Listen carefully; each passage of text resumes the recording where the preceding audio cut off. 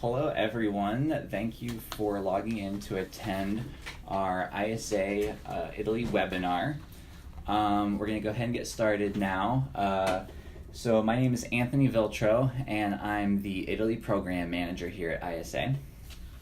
And my name is Ben Kanishi. I'm the site specialist for Italy, so I help you out with all of your housing, your visa, and signing up for your classes. So we're here today to talk about Italy as a study abroad destination and to talk a little bit about what makes the different cities of Italy unique, not only academically but also culturally, to kind of help you if you're trying to decide between one of the cities. And there's a chat box as well, so if you have any questions, just go ahead and shoot it over to us and we'll answer questions at the end as well. Yeah, definitely. And looks like we've got a mixture of students and academic and study abroad advisors logged into this meeting. So we really think that the content will be helpful for all of you on every level. So to first talk a little bit about why Italy as a study abroad destination. When you're studying abroad, one thing that you're really interested in addition to taking your classes at your host university, is being able to travel around and take this unique opportunity to see different things in Italy, different things in Europe. And so it's super easy to travel around Italy by train. And then if you're interested in visiting, say, Paris or Prague or something like that, then you can easily take a flight to reach those other European destinations. Italy is famous, as I'm sure most of you know, for its culinary traditions. And one of the great things about Italy is just how regionally unique it is from the north, central, south. When you go to different places in Italy, you're going to experience different cultures as well as culinary traditions. So it's great to sort of experience all of that. And of course, Italy, so historically significant. So if you are a history student or an art history especially, from everything from the classic Roman Empire through the Renaissance, there's just so much history everywhere you go in Italy. So the first city we're going to talk about is our most popular destination, and it's Florence. So it's actually kind of interesting because Florence is smaller than our other two cities, Rome and Milan, but it's kind of, the picture-perfect Tuscan city. It is kind of the epicenter of the Renaissance. You get to see, David is there, the Uffizi Gallery with all of the kind of Renaissance artists is there. So Florence and the university there is full of lots of ISA students, lots of American students. It's also full of lots of tourists in sort of the more popular areas. The great thing about studying in Florence is that, it's a super walkable city. You get to go out to dinner and cafes and clubs, all within sort of walking distance of your apartment. Again, you're going to have lots of opportunities to make friends with your ISA study abroad students. You're always going to be in a large group with each other. You get to go out on different excursions together. There's also a ton of great excursion opportunities to go to different Tuscan towns and make little day trips. There's tons of excursions to places like Monteriggioni and Lucca and these little towns that have great wine, great history of food. I actually when I was studying abroad in Italy, I went to meet my distant relatives, and I got to see where my grandma was born in this little town outside of Florence. So there's tons of opportunities to do that as well. Great, yeah. And so now to talk a little bit about the academic side of things in Florence, we have two partner universities that we work with, the Florence University of the Arts and the New York Film Academy. The New York Film Academy is a new partnership that we have, and we offer programs there in the summer. But in general, in Florence, we have our largest variety of course offerings that you're going to find. So that's really nice. You're gonna have a lot to pick from. And the academics in Florence, these universities really focus on hands-on experiential learning. And that's kind of a unique thing when it comes to Italian academics. It's more traditional in Italy to have a lot of like lectures instead of like class conversations and the hands-on stuff. You can really make a flexible schedule when you're picking your classes. At the Florence University of the Arts, classes typically only meet 1 day per week. So it's really easy to pick a class schedule that's gonna fit certain number of days a week that you want to be in class, and give yourself some more free time. Maybe have like a long 3-day weekend. But one thing to keep in mind is that it's a really strict attendance policy there. So you do really need to be prepared to not miss very many, not miss class at all, really. And if you do, then it's not going to be excused for any reason. On the ISA side of things, some of this extra stuff that we offer outside of the classroom, obviously we have excursions that are included in our program, and I just wanted to highlight the really most popular one. So Cinque Terre, which we offer in the fall and the summer, and Lake Garda, which we offer in the spring. Those are always the student favorites. They love these excursions, so it gives you an opportunity to head up to northern Italy. Cinque Terre is along the coast. Lake Garda is one of the large lakes nearby Lake Como.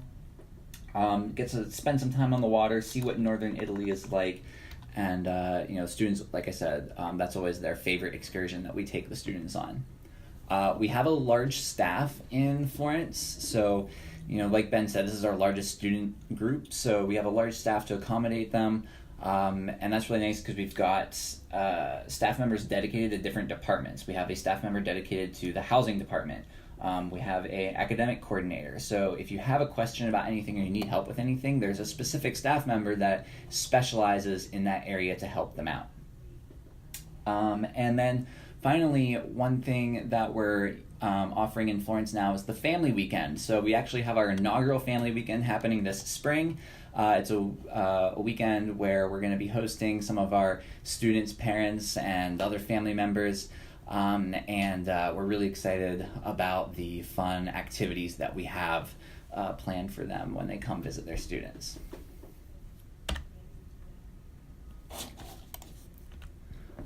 Moving along to Rome. Rome is, of course, the capital of Italy and was the capital of the Roman Empire. One really cool thing in Rome that students can do outside the classroom is participate in extracurricular activities at the American University of Rome. There's like the business club, there's sports teams, there's volunteer clubs, so really great opportunities for students to get involved and get involved outside the classroom at the university. Our student housing in Rome is over in a residential neighborhood, so it's not going to be right in the main touristy city center of Rome.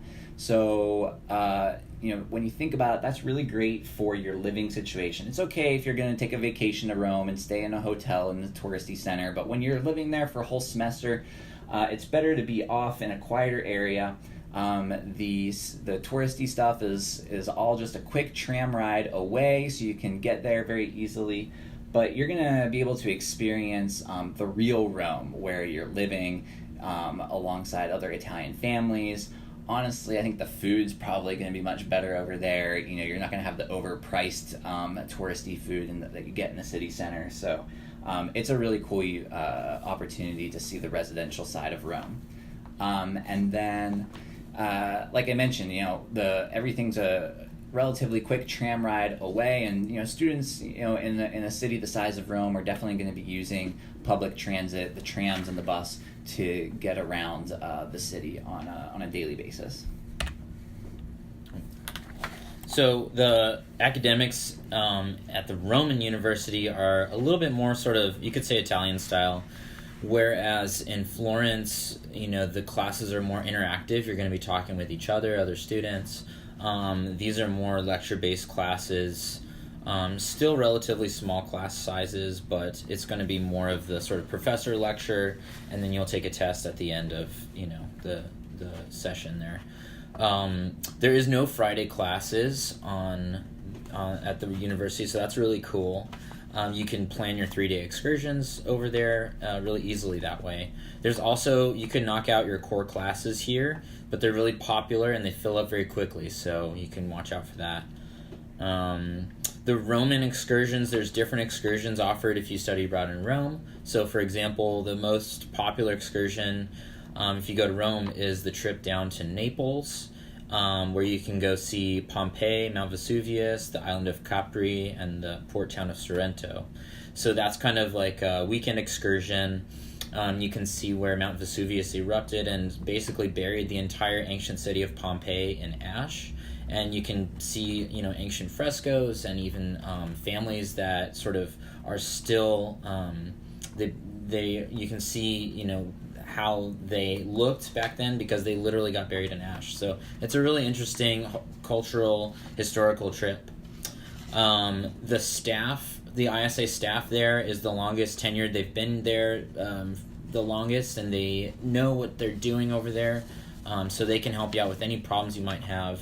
Their office is located right next to the campus, so it's really easy to sort of have that ISA link with us. And also, ISA offers different cultural activities, they're teaching a coffee course right now. It's more like an activity for the day. So our ISA staff will lead how to order coffees and why do you not order cappuccinos after 10 a.m. and you only have espressos in the afternoons, and sort of this interesting Italian culture appreciation course via ISA. So that's cool too.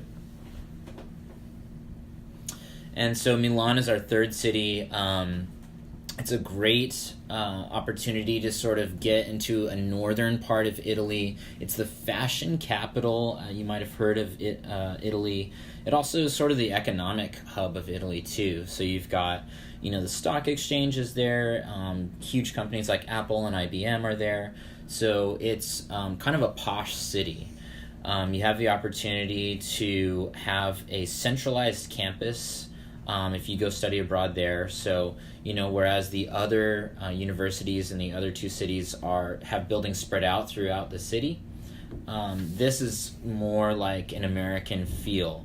So you have a centralized campus there where you can just have everything. You will be studying with sort of more international European exchange students there. You can even take classes in Italian if you want.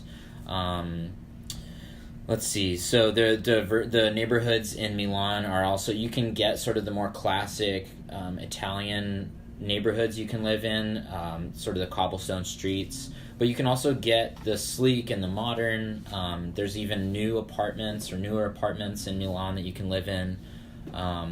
There's also, which is an underground metro in Milan, which is unique to Italy. Usually Italy doesn't have great public transit, but this city happens to have great public transportation. Awesome. So to talk a little bit about the academics in Milan, one of the really unique offerings in Milan is the fact that you can also take courses with locals in addition to the traditional study abroad courses. So the Università Cattolica del Sacro Cuore, or Cattolica for short, is Europe's largest private institution. So it's a big university, it's a big campus, and they have a huge variety of classes. And so students can also sit alongside the local Italian students in these other lectures, and the courses with locals, most of them are obviously going to be taught in Italian, so you do have to have at least 5 semesters of Italian language in order to sign up for those. But there actually are some that are taught in English. A lot of them are going to be like business and economics classes that are taught in English. So that's a cool opportunity. The study abroad courses that are offered there are obviously all taught in English, and like Ben said, Milan is the fashion capital of Italy, and so the fashion courses in Milan tend to be more around the business side of fashion. So we have merchandising classes, as well as international relations and sustainability are two other popular subjects that are taught there at our Milan program. On the ISA side of things that we offer there, the favorite excursion that our students always rave about is the excursion to Venice. So Venice is a very unique city. You're probably familiar with it. It's built on the water. It has canals instead of roads to get around. So it's the students really love seeing that very, very unique city in Italy. Milan is our smallest group of students generally, so this means that our resident director, Luca, can give all of our students a lot of really good personal attention. And then, as Ben mentioned, our housing in Milan tends to be more modern than in Rome or Florence. Just the architecture, the buildings in Milan are newer, as opposed to, say, Florence, where they're several hundred years old. Anyway, that kind of wraps up our side of things. I know that we went through a lot of information, and I know that we've gotten a few questions typed into the chat box during our presentation. So we'll go ahead and look through these. If you think of any questions now that you want to ask, go ahead and type them in, and we'll try to answer as many as we can before we run out of time. And let's do... Okay, so one question here is, how does course enrollment work at the different locations? So Florence, basically, you have to sign up super early. Basically, we will sign you up for the classes. You will look through the classes on the ISA website and pick out which ones you'd like to take, and send them in sort of with all of your application forms to us, and then we'll sign you up for those classes. In Rome, it's more of a traditional style of enrollment where you will sign yourself up for your own classes on a given day of, like, here's the enrollment date. And then Milan is a little bit more, I'll say, the Italian style, because you sign up for your classes just a few weeks before the semester starts. So it's kind of fashionably late style of signing up for your classes. So don't worry, that's how it's supposed to work over there. Yeah. No matter which way it goes, though, I mean, we're always working really closely with you to make sure your registration is getting done. Make sure you have all the information that you need in order to get your registration done.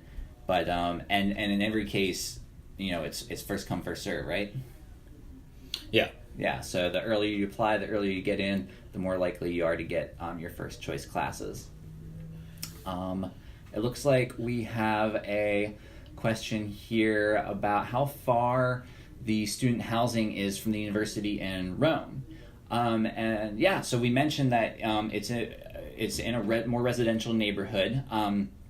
The neighborhoods are Giannicolense and Monteverde, so the American University of Rome is in it's in Giannicolense, right? I get the two mixed up sometimes, but it's so all of our apartments are going to be within less than 2 miles of the university. So most of the students, I think, tend to walk to class. You can expect maybe like a 30-minute walk to class. But there's also buses. You can take the bus and be there in 10 minutes. So it's nice that it's sort of pretty close to our university there. Okay, yeah. So we also have a question wanting to know how far France is from Florence. And so that's a really good question. We talked about how easy it is to travel around Europe from Italy. Mm-hmm. Yeah, so that is probably like a 10-hour train ride. So you could take like is it a red eye for trains? Like an overnight train. You could take an overnight train to France from Florence in about 10 hours. Yeah. So personally, I'd probably want to fly. Okay, you could fly. Yeah, that's it. Ben will take the train, I'll fly, and I'll beat him there. Trains are definitely good, but there's the budget airlines too, like Ryanair, EasyJet. Those are you can usually find pretty good deals on flights to get to, say, Paris or London, something like that. Mm-hmm. We have a question about how much independence students will have on weekends or days when they don't have class. And when there's no class, you're pretty much free to do what you want. You don't have any even the extra activities that ISA provides, the excursions and the cultural activities, those are optional. I mean, they're included in your program, so we really do encourage you to take advantage of all of them. They're really great learning outside the classroom experiences, but you definitely have freedom when you're not in class. So if you have a weekend that there's you don't have any homework that weekend, definitely take off and go explore. And we have a question about application fees. So there's a $95 application fee whenever you apply online, and so that's all it takes to get started. And then your full program payment isn't due until much later. Each semester, each program has its own program due date when that stuff is due.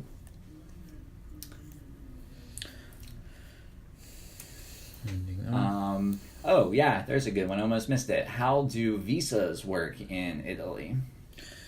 Well, in a nutshell, if you are going for a summer session and you're there for less than 90 days, you do not have to get a visa. But if you're going for a semester or any time longer than 90 days, you'll have to apply for a visa. And there are regional offices, but there's a ton more information on our ISA website where it can give you more info on visas. And of course, if you have questions about getting a visa, you can get in contact with us personally. Yeah, and part of Ben's job is to help guide you through that whole visa process. So once it comes time to do that, we'll definitely provide you with the info that you need. All right, let's see. It looks like we'll take one more question here. We've got one wanting to know if there is a gym at the university nearby. And so, there's different opportunities in each of the different sites. So the Florence University of the Arts has a small gym in campus, on campus. So it's free to go to. Like I said, it's small, but they also do like group exercise classes. Like they have like hip hop classes and Zumba and things like that, in addition to your regular treadmills and weights and things. In Rome, the university has a partnership with a local gym that is nearby, so it's there you do have to pay more for it, and I can't I don't know exactly how much it costs.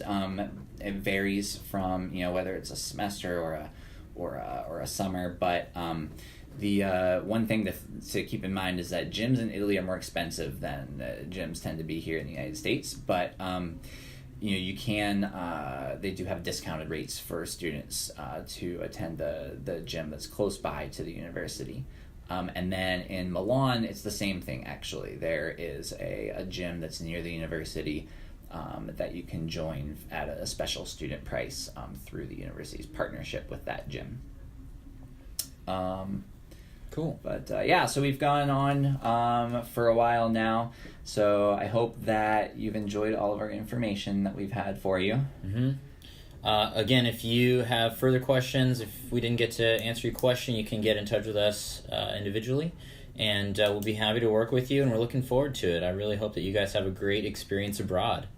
Awesome, yeah. All right. Ciao. Thank you so much for coming.